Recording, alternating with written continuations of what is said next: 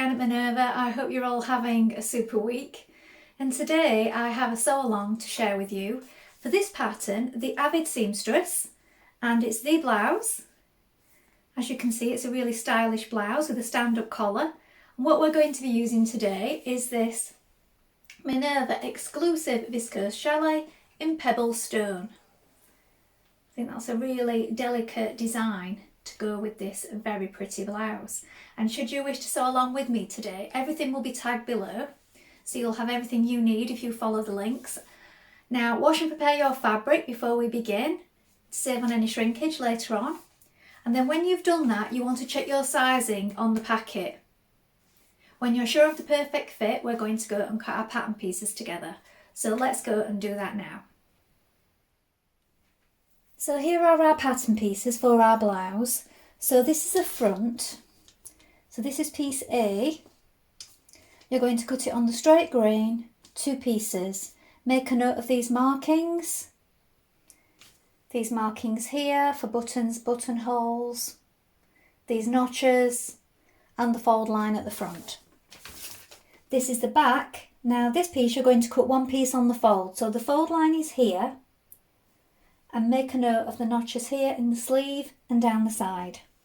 You might want to mark these with chalk. Now for your front of your blouse here, where you have this marking, you're going to need to cut 2 pieces of interfacing that we're going to press on down that centre front piece. This is our sleeve piece. We're going to cut 2 pieces. I would recommend checking your sleeve length. So you can lengthen or shorten here. But if, like me, you have long arms, you may need to add a little to this piece. Now you also want to mark these markings around the sleeve here, and also at the bottom here on either side. Now for your collar, this is a straight grain. You're going to cut 2 pieces, make a note of the notches, and these markings here and here for button or buttonhole. You're going to cut 1 piece in interfacing. Now you can do this by block fusing it. So if you iron a piece of interfacing onto a piece of fabric before you begin and then cut out your collar piece, you can do it that way. The directions are very clear in the book that comes with this pattern for doing this if you're uncertain. Now we're ready to begin making our blouse. So first of all, you want to wind half of your thread onto your machine spool, and then check that you've got the correct needle. So I will tag in some of these, sharp size 70. These are perfect for this viscose chalet fabric. Then when we've done that, we're going to press on our interfacing pieces to our front pieces and 1 of our collar pieces. So you have got a really lovely little instruction book with this pattern. It's really detailed and it's full of colour instructions, so you've got all extra information here to help you as you sew along with this pattern. I think that is a really lovely feature. And also there is a little postcard with the finished garment size on the back, a key to taking measurements here, and also a little checklist. So lots of little extras that you get with this pattern. I think that's really nice. So let's go and apply our interfacing first of all. Now with your interfacing pressed on, we're going to press back first 1 centimetre on this first notch here, and then 2 centimetres back to the wrong side so that it will look like this. Then when you've done that, we're going to stitch from the wrong side down the edge of this button stand here. Try to do it 3 millimetres away from that edge there. Now at this point you can mark your buttonholes. You can do this at a later stage if you wish. I've marked mine now. So place your pattern piece underneath. What I've done is I've lined it up and then I've marked the bottom of where each buttonhole will go with a pin like this. That's how I like to do mine. You might wish to mark this on with chalk. Now you're going to pin the front to the back down the side seam like this, matching your notches, and we're going to stitch this seam in place with a 1 centimetre seam.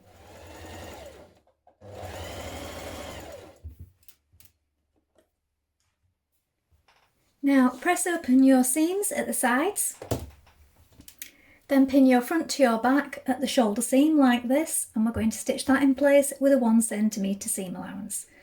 So the seams on this particular pattern are all 1 cm.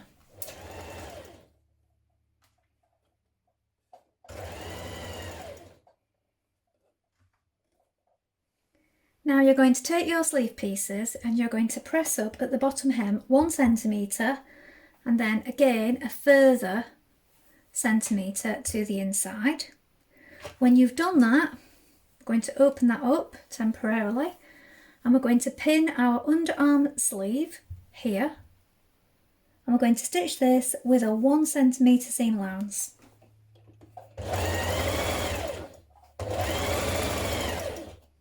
Now where you've turned over your hem here, well, this is our casing for our elastic.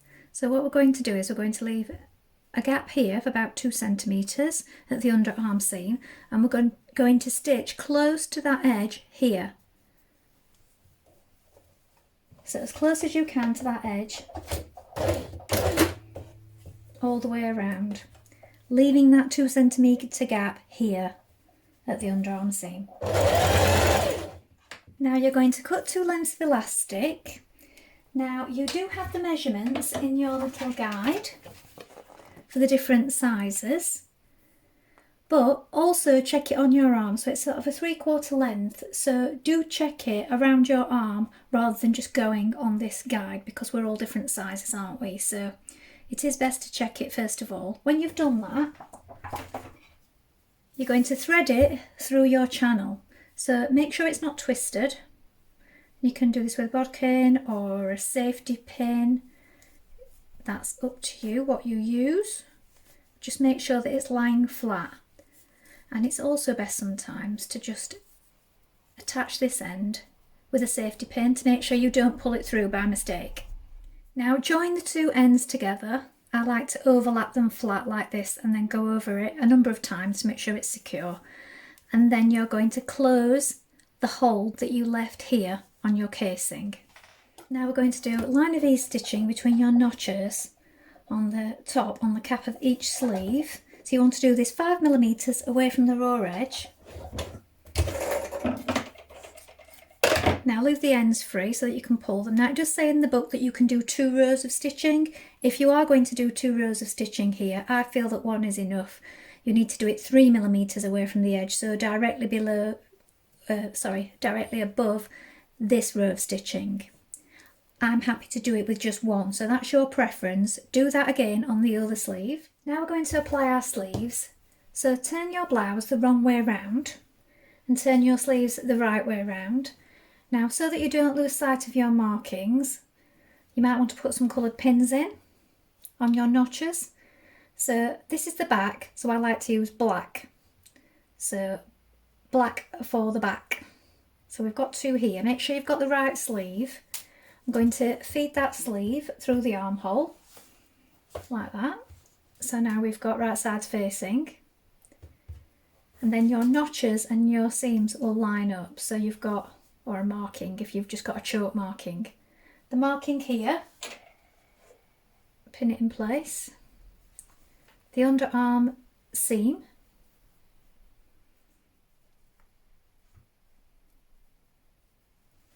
Then you have your markings here for the back, and here are our 2 pins, look.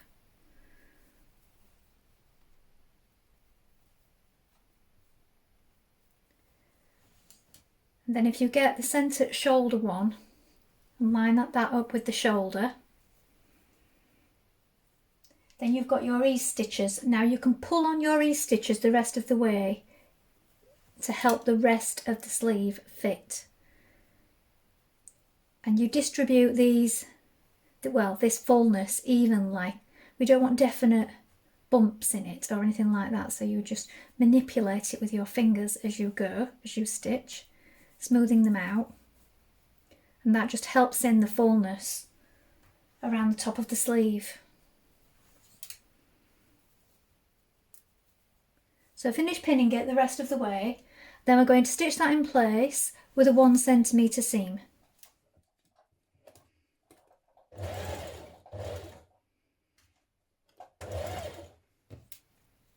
Now, on the side with the interfacing on your collar piece, mark yourself, I'll show you this side because it's clearer, a stitching line for going around the curve here on the collar.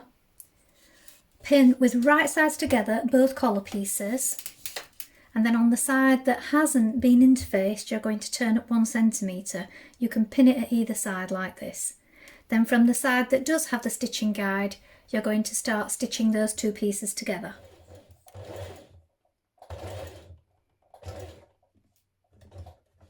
Now trim your seam to 6mm. You can also clip into it around the curve. Turn it to the right side, press your collar flat. Then we're going to stay stitch around the edge of our neckline, 5mm from the edge.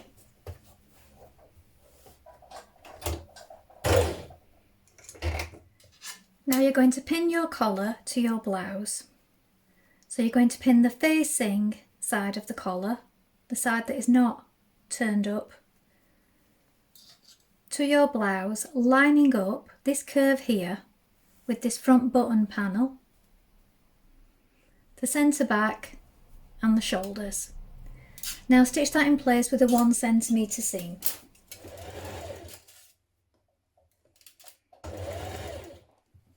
Now you're going to pin your collar from the wrong side like this, using as many pins as you need to turn under that uninterfaced edge.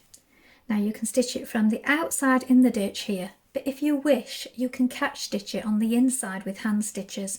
Now I often find that this looks neater and is in fact easier. So use your preferred method. In the book it does say to stitch it from the right side in the ditch there. I'm going to slip stitch mine anyway before I begin.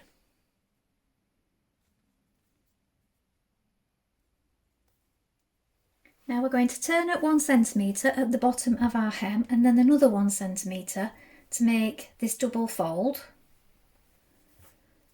Check that both of your fronts are still level and even before you do this. Then we're going to stitch that hem in place.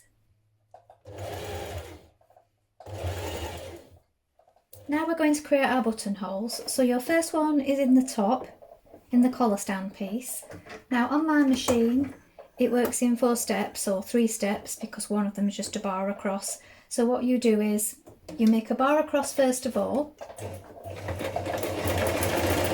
and then it goes back. You can check your button at this point.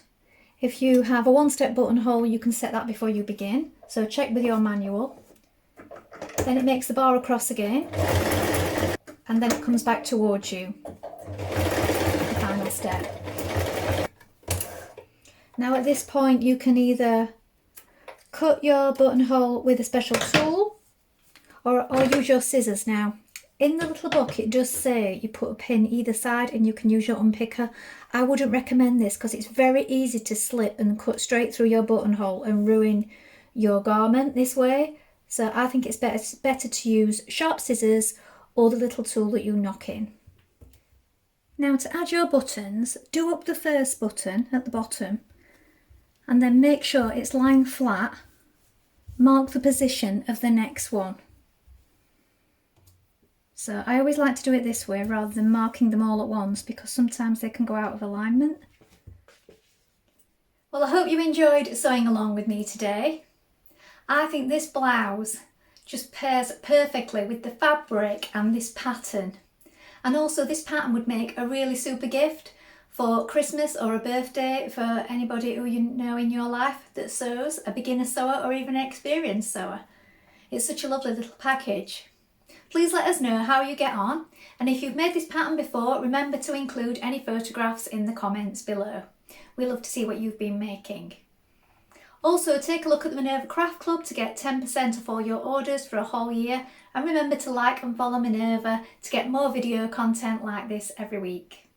If you like what I'm wearing today, I'm wearing a dress in one of our viscose chalet fabrics. I will include the pattern and fabric below in the description in case you're interested. But that's all from me for today, but I hope to be back soon with another sew along. Thank you so much for watching. Bye for now.